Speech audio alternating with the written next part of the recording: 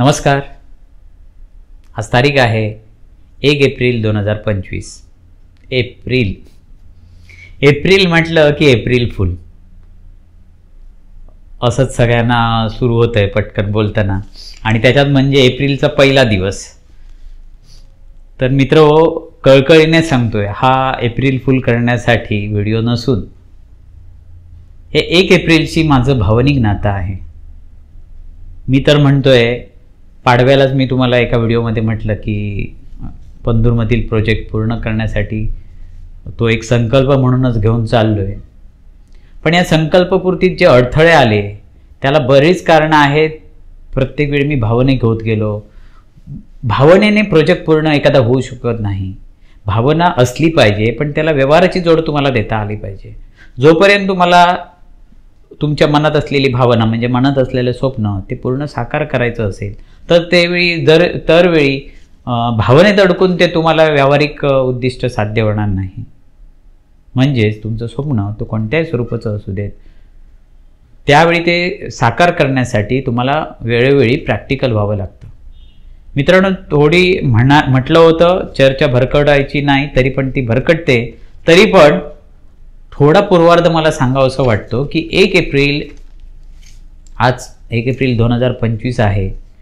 हे 1 एप्रिलशी माझं नातं काय ते पहिलं सांगतोय। म्हटलं व्यावहारिक भाषेत ते 1 एप्रिल म्हणजे नव्या आर्थिक वर्षाची सुरुवात झाली, आणि 31 मार्च म्हणजे आर्थिक वर्षाचा शेवट झाला। मित्र,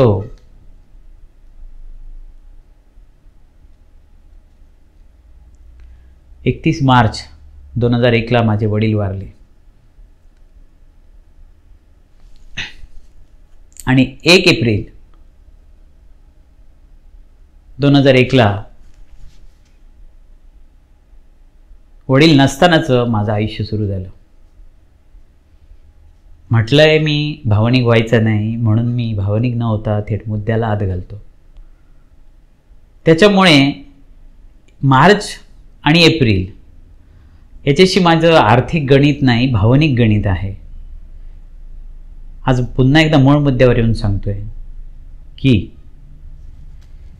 31 मार्च 2001 माझे वडील वारले, स्वर्गवासी झाले, आणि कालच 31 मार्च झाला। 31 मार्च 2025 बरोबर साधारण 24 वर्ष झाली। वडिलांचं छत्र हरवल्यानंतर बाळा, मग तो कोणत्याही धर्मातला असू देत, कोणत्याही जातीतला असू देत,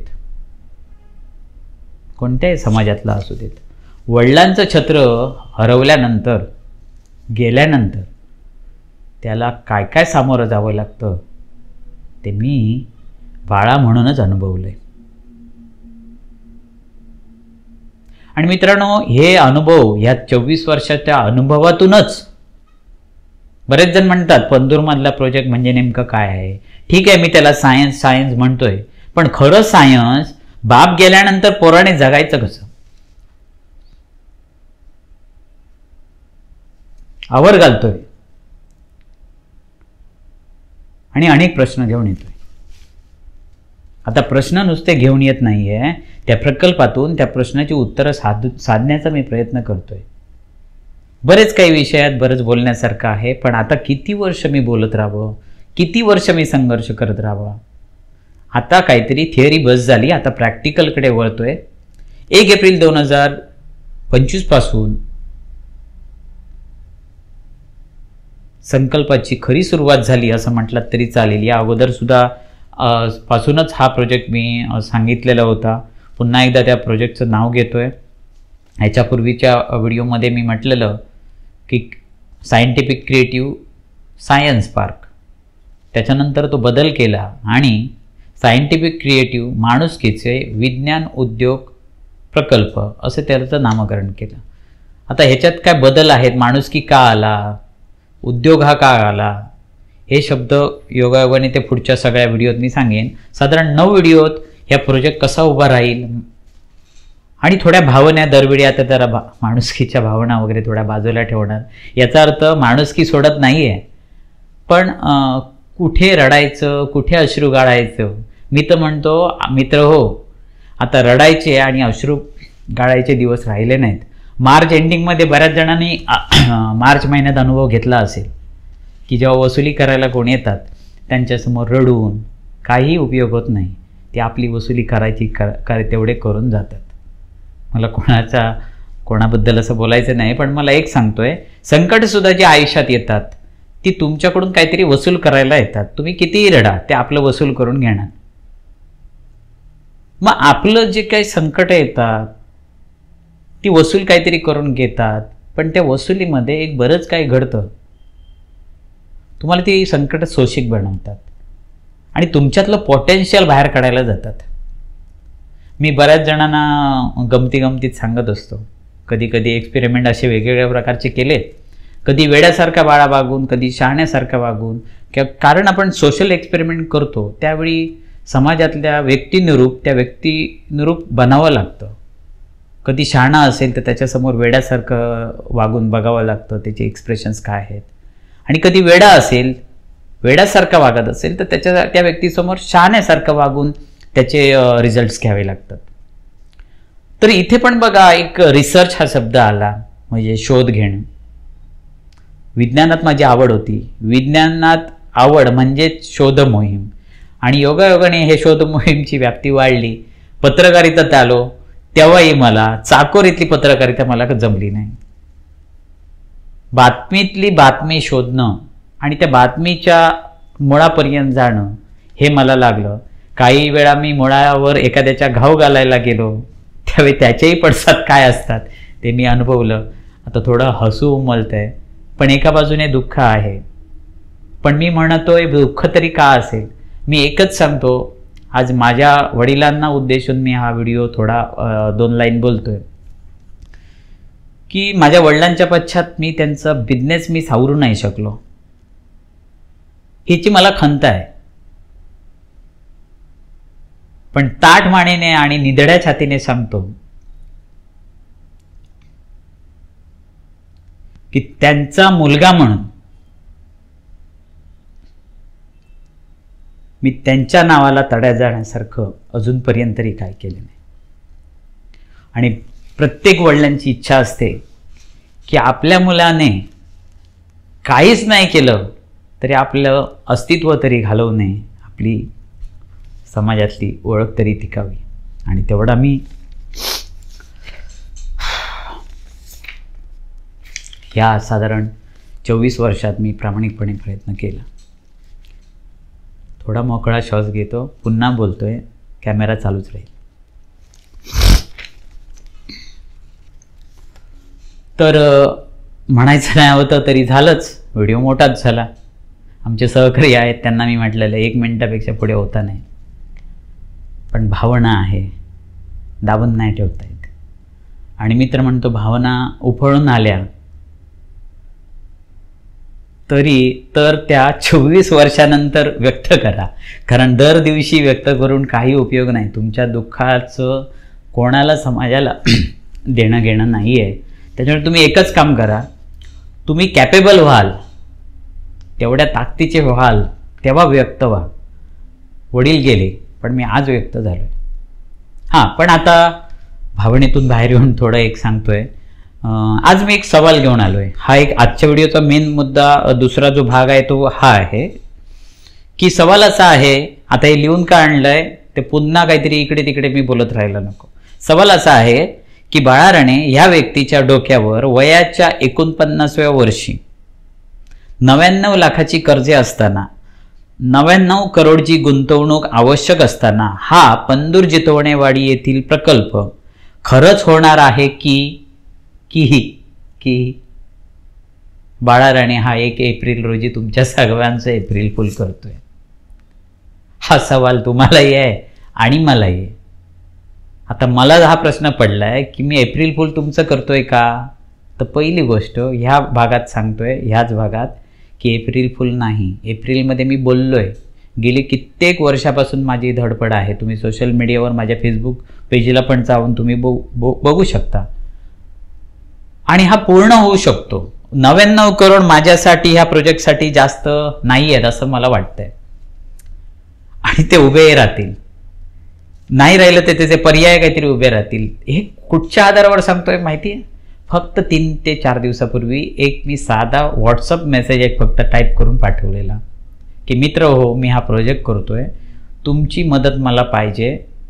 900 रुपयापासून 9 लाखापर्यंत मदत करा. अजून कोणी 9 लाखाची दिली नाही, पण 900, 9000 अशी काही लोकांनी दिली. आज त्याची नाही म्हटली ती तरी 2.5 लाख एवढे जमा झाले फक्त 4 दिवसात. जे मला ओळखत नाहीत त्यांनी दिले. आणि मी एक्सप्लेन न करता दिलेत. मी अजून काय बोललोच नाही, मी कसा करणार, काय करतोय, त्याचं मॉडेल्स नाही, त्याचं काही डिटेलेशन नाही दिलंय. म्हणजे ज्यांनी दिलंय ते मला साधारण मी बघितलं, ते एक रेशिओ काढला तर 50% त्याच्यातले मला ओळखतात. बाळा राणे हा कोण आहे आणि काय करतोय, चक्रम किती आहे आणि त्याचा विक्रम किती आहेत. पण जे 50% आहेत त्यांना मी ओळखत नाहीत, पण त्यांनी पाठवलेत. तेव्हा मला प्रश्न पडला की ह्यांनी का पाठवले असतील? मी तर म्हणतो सध्या उत्सुकतेपोटी पाठवलं असतील. कदाचित त्याचं दुसरं वाक्य असं आहेत, एकदा विश्वास ठेवून बघूया म्हणून दिले असतील. एकदा ठेवलेला विश्वास जर मी नाही संपादन करू शकलो तर दुसऱ्या वेळी मला कोण देणार नाहीत. त्याच्यामुळे मी आता मागणं थोडे दिवस थांबवतोय आणि माझा आणि नेमका प्रोजेक्ट काय तो समजून घ्या. त्याच्यासाठी मी एक पुस्तिका जाहीर करतोय, शासनाकडे करतोय. लवकरच मी पालकमंत्री आमचे सिंधुदुर्ग जिल्ह्याचे नितेशजी राणे यांच्याकडे सुद्धा ती पुस्तिका मी सुपूर्द करणार. आमचे कुडाळचे आमदार आहेत निलेशजी राणे, यांच्याकडे पण एक त्याची प्रत देणार. आजी माझी सगळे राजकीय पदाधिकारी, आमदार, खासदार, सिंधुदुर्ग जिल्ह्याशी ज्यांची नाळ जुळली आहे आणि सिंधुदुर्ग जिल्ह्यासाठी जे योगदान देऊ इच्छितात त्यांच्याकडे, त्या अधिकाऱ्यांकडे, रिटायर अधिकारी असतील, कार्यरत असतील, या पोलीस प्रशासनाकडे, कलेक्टरकडे, इथल्या प्रत्येक धर्मातल्या, प्रत्येक जातीतल्या आईकडे सुद्धा मी जाणार, म्हणजे त्या स्त्री वर्गाकडे एक बाळा बनून. बघूया काय होतंय. मी तर म्हणतोय काहीच होणार नाही असं होणार नाही, बरंच काहीतरी होणार. आणि जे होणार ते लिखित स्वरूपात इतिहासात त्याची नोंद होईल असं होणार, ह्या विश्वासाने मी तुम्हाला सांगतोय. त्याच्यामुळे मी माझी बाजू पूर्ण केली आहे की डोक्यावर माझ्या 49व्या वर्षी डोक्यावर 99 लाखाची कर्ज असताना सुद्धा 99 करोडची गुंतवणूक असणारा प्रोजेक्ट माझ्याकडून यशस्वीपणे साकारला जाईल. आणि यासाठी चमत्कार सुद्धा घडेल. तुम्ही म्हणत असाल चमत्कार काय? मी अंधश्रद्धा आणि श्रद्धा या विषयात न पडता चमत्कार म्हणजे मी म्हणतो प्रत्येकात एक माइंड पोटेन्शियल आहे. बँक म्हणते तुमचे 10% गुंतवा, मग आम्ही 90% देतो. तशी ही एनर्जी जी आहे आजूबाजूला आपल्या एनर्जी असते, ती म्हणते तुझे 10% दाखव, तुझा चमत्कार दाखव.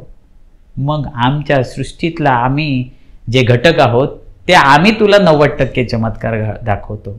आणि या चमत्कारात मला एकच माझी ईश्वराकडे प्रार्थना आहे. या अगोदरच्या व्हिडिओत पण मी म्हटलंय, प्रत्येक माझे वडील 49व्या वर्षी गेले हार्ट अटॅकने 31 मार्चला. 31 मार्च कालच येऊन गेला, 49 चालू आहे. माझी ईश्वराकडे आणि सृष्टीकर्त्याकडे एकच प्रार्थना आहे, मला फक्त ना हे आर्थिक वर्ष खूप महत्त्वाचं आहे, त्याच्यात मला निरोगी आयुष्य मला मिळो. म्हणजेच आज 1 एप्रिल 2025 ते 31 मार्च 2025 पर्यंत मला ईश्वरा निरोगी आयुष्य दे. माझ्या हातून हा प्रकल्प साकारेल, कारण ईश्वर कृपेने आणि मला जे माझ्या हातून चांगलं घडण्यासाठी जे आतुरतेने वाट बघतायत, जे सहकार्य करू इच्छित आहेत, त्या सर्वांच्या साथीने हा प्रकल्प मी तर म्हणतोय, आता तर खूप उशीर झालाय ना, त्याच्यामुळे मी तर म्हणतोय ह्या वर्षभरातच हा पूर्ण व्हावा असं मला वाटतंय. अर्थात तुमचा प्रश्न असेल की 99 करोड तुझे उभे राहतील का? पहिले 2 करोड तरी उभे राहू देत या वर्षभरात. 2 करोडमधलं 99 लाख माझं कर्ज आहे, म्हणजे साधारण 1 करोड. ते पूर्ण झाल्यानंतर 1 करोडमध्ये सुद्धा हा पहिला जो काय उभा राहील तो टप्पा बघूनच, ते सक्सेस बघूनच पुढच्या वर्षीपासून मी असलो आणि नसलो तरी जबाबदारी घेणारे माणसं उभी राहतील. कारण ह्या प्रोजेक्ट माझ्या बायका मुलं ह्या प्रोजेक्टची वारस नसतील.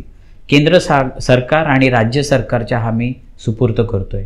आता हा प्रकल्प करत असताना आता एवढं सगळं करतोय मी म्हणतोय. आता थोडा व्हिडिओ लांबला तरी चालेल, मी इथे क्लिअरच करतो. कुठे करतोयस तर मी माझ्या वडिलोपार्जित जागेत करतोय. ती जागा कोणती आहे, कुठे आहे? आता ह्याच्यात जर कोणाचे प्रश्न असतील की त्या काकांचं काही ह्या काकांचं, सगळ्यांशी मी बोलून झालोय. सगळ्यांचा मला पाठिंबा आहे आणि त्या पाठिंबाच्या जोरावर मी करतोय. आणि जे मला सहकार्य करतील त्यांना नक्कीच माझ्याकडून काहीतरी रिटर्न गिफ्ट मिळणार आणि त्या रिटर्न गिफ्टची सुद्धा इतिहासात नोंद होईल असे ते रिटर्न गिफ्ट असेल. म्हणजेच मला प्रकल्पाला साथ देणारे माझे ते काका असतील, माझे ब्लड रिलेशनमध्ये असतील, माझे मित्र असतील, समाजातले असतील, ज्ञात अज्ञात सगळ्यांना माझ्याकडून रिटर्न गिफ्ट मिळणार. गिफ्ट म्हटलंय त्याच्यामुळे काय मिळणार आहे विचारू नका, नक्कीच मिळणार. पण पुन्हा एकदा सांगतो, 1 एप्रिल 2025 रोजी जरी हा व्हिडिओ मी करत असला तरी एप्रिल फुल नाही. एप्रिलमध्ये सर्व जाती धर्मातील बाळांची स्वप्न फुल पूर्ण होण्यासाठी हा प्रकल्प आहे. एवढंच मी म्हणतोय. व्हिडिओ थोडा लांबला असेल पण पुन्हा एकदा सांगतो, आजचा सवाल ह्या व्हिडिओमध्ये काय आहे की 99 लाखाची डोक्यावर, ह्या बाळा राणीच्या डोक्यावर 99 लाखाची वयाच्या 49व्या वर्षी कर्ज असताना 99 करोडच्या गुंतवणूक आवश्यक असणारा हा पंदूर जितवणेवाडी येथील प्रकल्प पूर्ण होणार की नाही? माझ्याकडून म्हटलंय होणार. मला सांगू शकता होणार की नाही आणि का नाही, आणि हो तर कसा होऊ शकतो?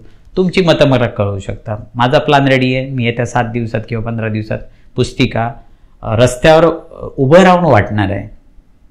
मी घरात बसून आता नाही, मी रस्त्यावर उतरतोय त्याच्यासाठी, आंदोलन करण्यासाठी नव्हे. पोलिसांची साथ घेऊन, प्रशासनाची साथ घेऊन हा प्रोजेक्ट, आणि त्यावेळी एक सर्वे करणार आहे. समाजात आत्महत्या खूप होत आहेत. मनातल्या घुसमटी एकेकाच्या असतील तर त्या व्यक्त करा म्हणून मी ते सांगतोय. कारण हा प्रोजेक्ट नेमका कशासाठी आहे एका वाक्यात सांगण्यासारखं नाही आहे.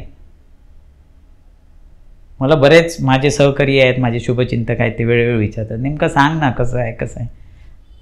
आमचे बिले साहेबांनी पण सांगितलं, अजून त्यांनाही मी सांगितलं नाहीये. कांचडे सर आहेत, वेळोवेळी माझ्यावर असतात. ही 2 माणसं तर लेफ्ट राईट माझे डावे उजवे आहेत माझे असतात, पण त्यांनाही मी अजून सांगितलं नाही. कारण तेवढं सोपंही नाही आहे की 2 आणि 3 तासात सांगणं, पुस्तिका रूपात देणं, त्याचे ड्रॉबॅक सगळे लिहून काढलेत, काय करायचं आहे काय.